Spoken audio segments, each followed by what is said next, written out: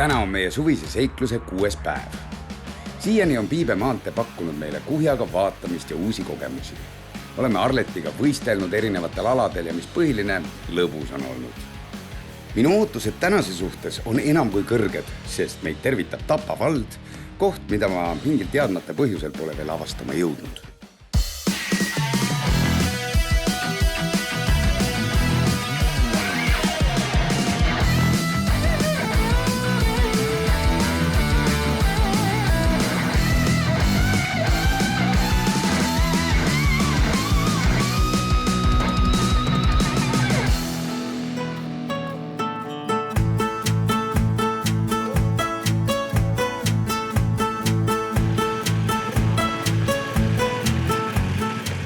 Mis nüüd siis saab?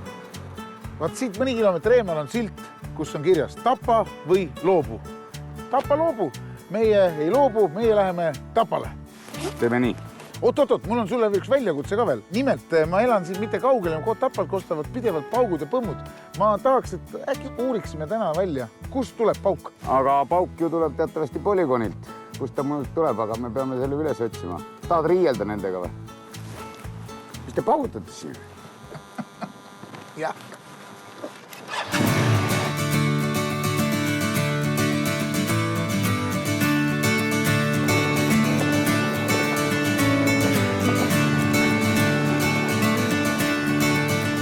Tere, Keiti!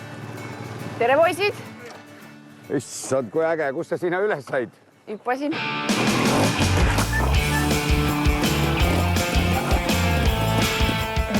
Wow! Ma olen alati imetlenud inimesi, kes oskavad oma asja nagu jube hästi teha. Kaua sa nüüd traierit oled sõitnud? Üle 10 aasta natuke. Wow. Et päris mitu tuhat tundi, ma arvan. Ja see näeb nii kerge kuidagi välja, see näeb nii lihtne, aga tegelikult iga päev õpid midagi juurde ja... No ta näeb kerge välja, sest et ta on väga kerge ja sul on siuke... Vähe jämedam. Aga kas selliseid võistlusi korraldatakse palju või? No Eestis on tavaliselt hooajal mingi 4-6 etappi. Nii palju isegi või? Palju neid sõitjad siis Eestis on? Alla 100 vast. Näiteks selle nädalavahetusel on 66 sõitjat. No ma võin kindlalt öelda, et selle rolleri sõitjaid nii palju vist ei ole. Elektrirolleris. No aga sa võiksid ka tulla tegelikult sellega sõitma, et... Tegelikult tahaks näha ikkagi, mida ühe rattaga saab teha. Sellepärast me siia tulime. Et kas sa näitaksid meile? Ma mõtlesin, et sa näitad oma selle... Sellega ma olen juba kõik ära näidanud. Aga ma kujutan ette, et sellega saab teha veel mingid lisavigureid.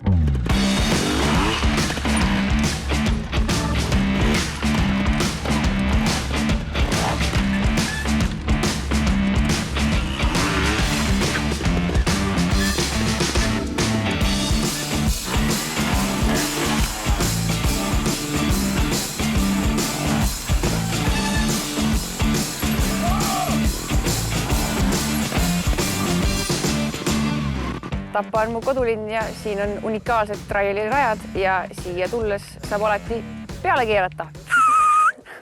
Meil on sulle väljakutse. Ma saan aru, et sellise uue ja spetsiaalse rattaga võib hullata nagu kohe, seda on lust vaadata. Aga kas sa saad kohe päris tavalise tänavarattaga mõne triki tehtud? No, Lükkame välja. See on väga raske. See on raske ratas. Aga no näed, siin on sulle ratas. Nii palju tulesid ja vilesid, ma ei tea, nagu jõulupuu. Vauki. On midagi võimalik jää või? Käima saab panna.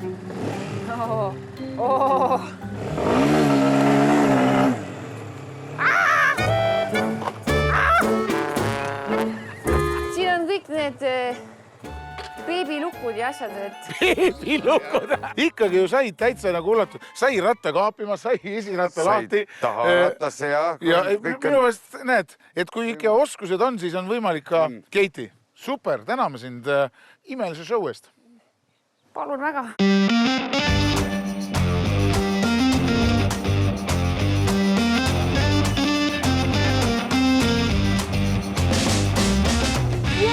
Mis mehi viskab Tapale. Tere, poisid! Tere! Tere! Mis Tule, teeks teile väljakutse. Mul on üks hästi äge Airsoft relv. Sina tundud, Jaagup, just seda sorti mees. Tule, proovi ja näita, mis suudad. Tuli seis! Mul on siin täna väga ägedad poisid võtta. Poisid. Ja nad võtsid väljakutse vastu, annaks neile selle Airsoft relva kätte, vaatame, kas suudavad. No nii, relv on 5,5 kilo. Praegu kaitseväes kasutusel olev relv, mida siis ajateenijaga metsas päriselt kasutab. Tähtis on hoiak, sa pead ikka jätma mulje, et sa päriselt ka tead, mida sa teed, on ja. Vaatad sihikusse ja kibu jääb loomulikult täpselt keskele sihtmärgi musta alale, jah? Nii, ja kõige tähtsam on kõigepealt sihik paika. Ja mulje, Jaagup, mulje. Peab alla ka või? Jah, vaata. Pihtas. Pihtas. Kohe läks. Hästi, pihtas. Ma pean tunnistama, et ma Jaagupi tahaks ka pilli minna. Pihtas. Tead, mulle need relvad ei meeldi ja ma olen nagu ikkagi pehmema ala mees, eks ole. Laseks vibu. Kiviaja inimene. Jah. Ei, no vibu lastakse tänapäeval ka. Kuule, pole probleemi. Meil on vibu laskmine täiesti lubatud või? Lubatud, tehtav. Nii, vaata, Jaagup. Vaata, kuidas humaansed inimesed jahti peavad. Kuule, see on juba eriauhinda väärt, kus juures, kui sellise lasu teeb päris. Kas saad natukenegi paremini või? Üks järeldus. No. Jaagup on relvas kõva käsi ja Arlet siis vibus. Nii et nüüd on selge. Sul on seal kohvris mingisugune nõme vibu. Tapal on väga äge elada just sellepärast, et luureretked on siin ja muidugi teeme seikluste rohkeid tegevusi, nii et Tapal on hea elada.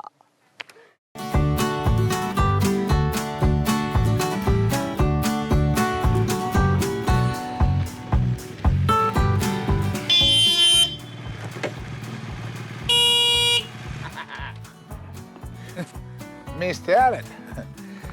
Jaagup, vaata, ma kutsusin sind siia, et näidata sulle ühte väga erilist teatrisaali, mis Eestis on. Vulli-talli teatri. Täpselt. Ja ma olen siin teatrisaalis lavale toonud 2 lavastust. Raimond Kaugverist rääkiva meesraamatust ja kolhoosi ajalugu tutvustava lõikuspidu. Nii et minu jaoks on see väga mõnus ja kodune saal. Ja ma ütlen, see on väga eriline ruum. Kas sa tead, miks lehmal on tutt peas või? Niisama pulli pärast. Peale 1919. aastat tuli kogu see mõisakompleks riigi omandisse ja nüüd on ta muidugi erakätes, aga siin on ehitatud väga vingelt välja. Muideks siin on kõrtsituba, kus filmiti Tõde ja õiguse kõrtsitseenid ja see siia alles sellisena nagu ta on. Väga äge kõrtsituba. Äge, jah. Ja siin on teatrisaal. Tere! Madis Kalmet on ühes lavastuses mänginud, kus ma ka kaasa tegin. Tere! No, tervist! Tere! Madis, mis sa siin teed? Väga meeldiv on sind Ursula näha, oi kui kammist oled. Tervist! Aga mis toimub?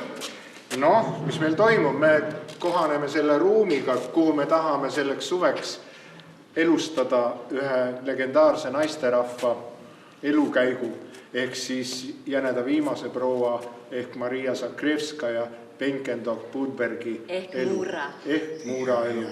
Ja siin on meie tänapäevane Muura, kes hakkab elama selles sajandi taguses maailmas. Ja meie praegu siin, praegu nii-öelda hingame siia sisse, et kuidas me loome selle maailma siia. Sina muidugi ei ole Mustatäku tallist kaugemale jõudnud, eks ole? Ei ole. Aga kuule, me läksime sööma. Äkki tulete meie koos sööma?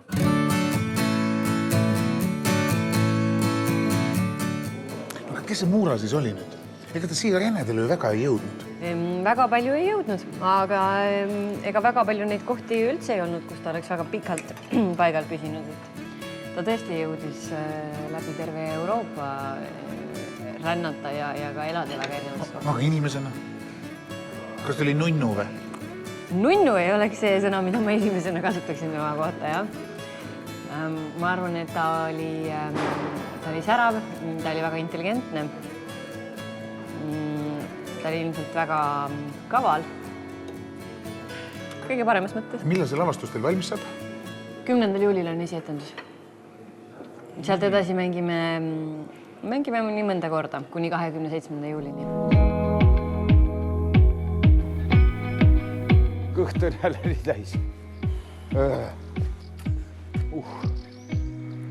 Kuule, aga läheme mõisa, vaatame sinna ka, kui juba jänedel oleme. Ja, mina jala ei käi muidugi.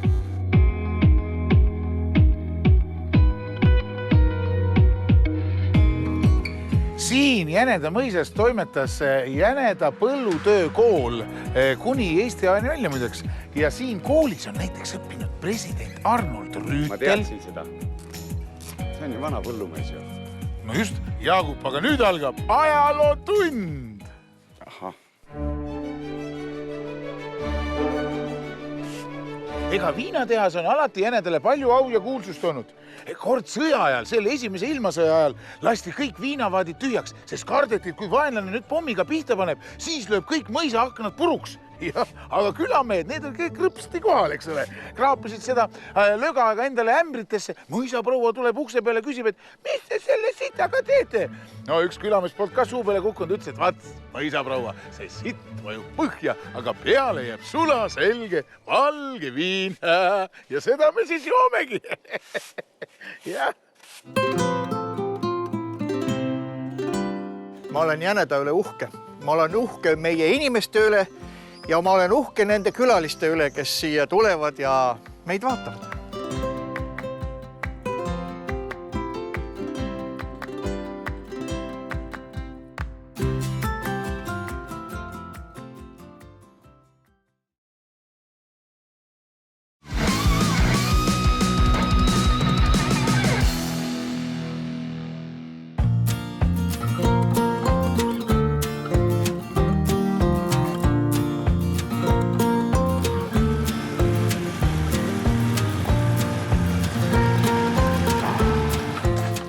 Arlet, mul on hea meel, et sa oled endiselt moes.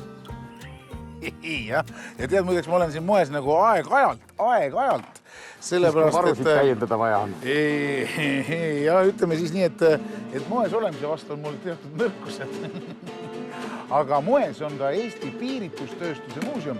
Kärraka muuseum mis on niivõrd värske, et ma palun sul olla ettevaatlik, et sa nagu ei saaks joovet värskvärgi lõhnadest. Ära muretse, ei saa. Ma tore, me oleme siis kaemeesed, lähme vaatama.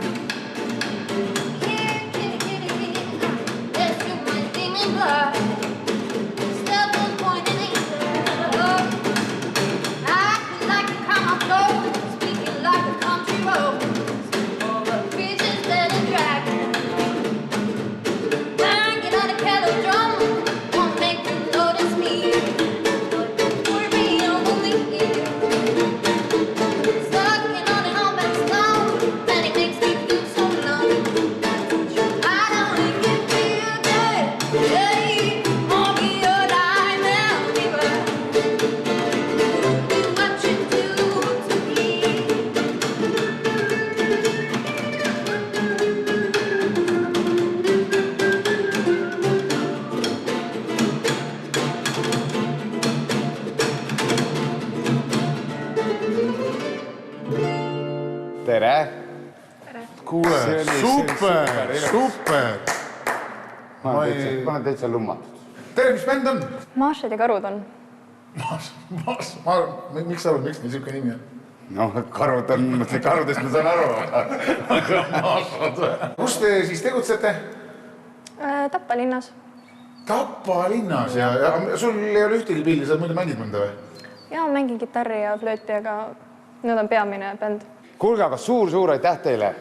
See oli lihtsalt fantastiline. Ma ütlen, ma loodan, et suvi saab teil olema töökas ja mõnus, sest bänd on seda väärt. On. Jaagup.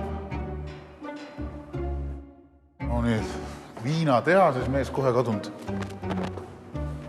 Jass! Lift on leiutatud. Siin selle viinatünni sees on lift. Sa ei jõua isegi tead ühte korrust jala käia. Ma jõuan, aga ma ei taha. Sa. Valikute küsimus. Ühesõnaga, ma tegin kunagi näidendi sellest moest, ette nimega Moemees, nii et ma olen üht koma teist sellest ajaloost siin uurinud. Ja siin näiteks oli üks... Need, kes töö ajal liiga palju napsu võtsid, need pani kinni. Kuulge, ära tee nälja tead. Ma ka kained sellest. Ära küll. Ahaa. Ühesõnaga, mis ma tahtsin öelda, et see on eriti huvitav, kuna selle mõisa ostis Eesti soost apteeker, kes oli Venemaal saanud rikkaks ja ostis endale viina ajamiseks selle mõisa ja tohutu tööstuse lõigi kiiresti püsti, nii et kogu selle piirkonna piiritust oli siia kokku, siin siis destilleeriti. Ja naaberküla nimeks pandi Tapa. Aga tore oli veel see muideks, et kui viinavooris käisid mehed, siis külmal ajal teada käidi viinavooris, siis oli ikka tilgakene tünni pealt ka endal, eks ole. Siis räägiti, et kõik viinatünnid olid seest nagu siilid, kuna oli vaja auku jälle siis punn ette lüüa. Ja mõni tünn oligi päris tühjana kohale jõudnud. Aga nii see viinaväri on siin muideks käinud juba 150 aasta.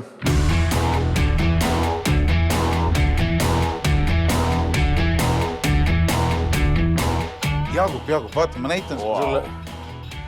Ma tahtsin tegelikult näidata, et siin väljas oli vanasti üks vooliku ots, kus tuli lasti piiritusega kanistrit täis, selline jäme. Sa juttes, vaata, muuseumit on nii sees kui väljas. Ei ole küll. Tervist, härrad! Tere! Tule lähemale, et mis klubi meil siin ennast siis nüüd on muuseumisi külastuseks sättinud? Levala Punnvõri klubi on esindatud. Vinnipunn on esindatud. Vinnipunn või? Ja läbilõige on meil kõikidest toodetud võrridest kunagi. Kauja, Riiga 5, Riiga 7, Riiga 13. Kuulge, härrad, aga mul on alati olnud unistus, et kui mina nagu vaikselt oma sahistajaga ees lähen, siis ikkagi oleks minu masinal ka nagu müra. Jaagup nii tüütult põristab alati kogu aeg. Et kui me nagu praegult võtaks väikse rivi ja sõidaks Tapale, kui meil tuhat asja on, siis saadate midagi või? Ja need sõidavad kiiremini kui ja ma tahaks näha, kui kõva see mürin nüüd on siis.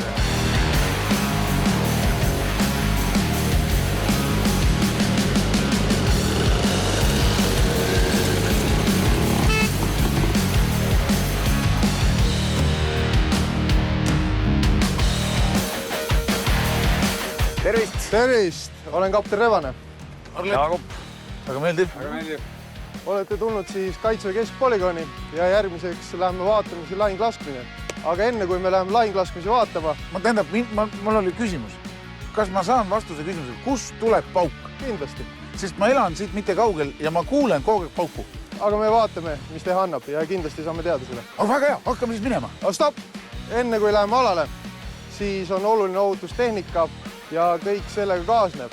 Selleks, et sinna alal saada, peab olema meil kaasas ja seljas kulluvest, kiiver ja prillid. Aga paneme nüüd selga ja läheme selle teemaga edasi. Istume siis autodesse? Ja et sõit ohutult kulgeks, tulete meie järgi ja sõidate täpselt nii, nagu meie sõidame ja etteantud kiirusel ja etteantud marsruudil. Jaagup, lepime kokku, et sina oled roolis. Mina olen roolis. Kohvri panen taga. Ma tulen ka siit poolt, parkisid nüüd muda auku, ma ei saa, mul on valged tossud ikkagi.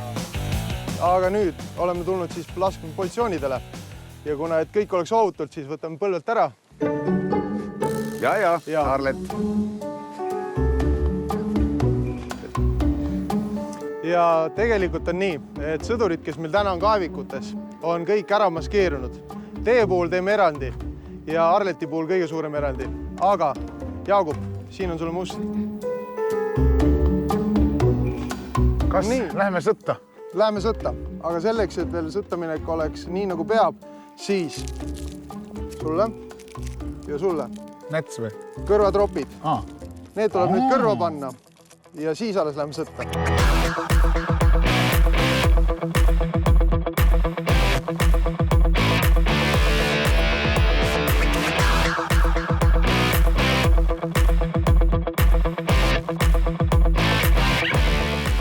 Kapten Rebane, tundub, et me läbisime edukalt, ületasime lahinguvälja. Jaa, aga nüüd me oleme lahingupositsioonidel.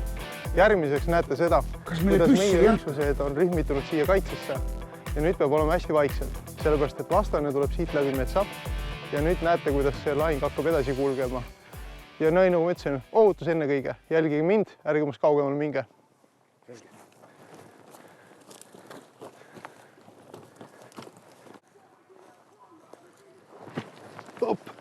Nii, opa, vaadake Eesti. siin peab, sul on siledad kingad. Praegult oleme tulnud siia positsioonidele ja laseme praegult ettevalmistatud sihtmärke. Need on siis kas papist või puust või mis iganes materjalist tehtud sihtmärgid. Praegult on oluline just see, et nad saaksid aru, milline on seis ja mis tegevus toimub.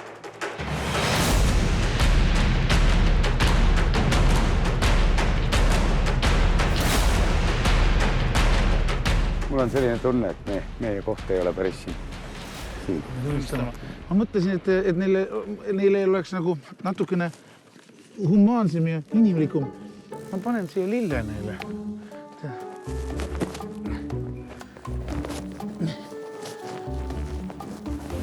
Püha jumal.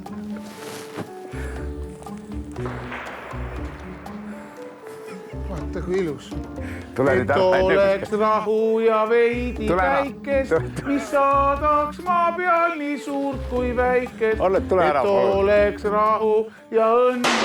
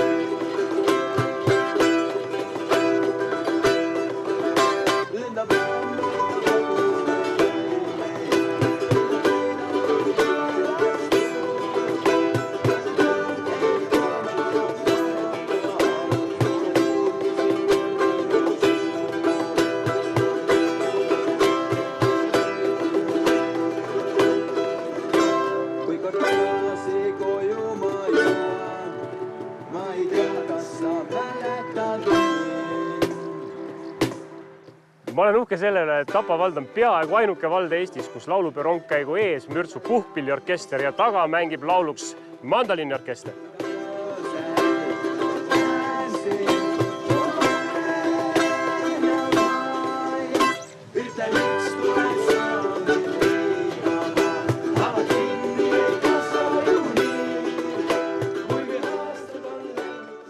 Kuidas siis tänane päev sobis? Väga sobis. Jälle midagi uut. Tänane päev laadis mind patriootlikkusega jälle täis. Ja mis meil siis homme, nagu nüüd on juba küll kõik ära nähtud? Nüüd on siit piir ja algab Anija. Ja Anijas muideks, kindlasti lähme Anija mõisast läbi ja kindlasti käime Aegviidust läbi, Nelijärvel. Ja ma tean, sinu suured lemmikud on maod ja roomajad ja mul on sulle väike üllatus. Parem oleks. Ei ju ära oodata. Kuule küll, läheme vaatame, kas saab une silma.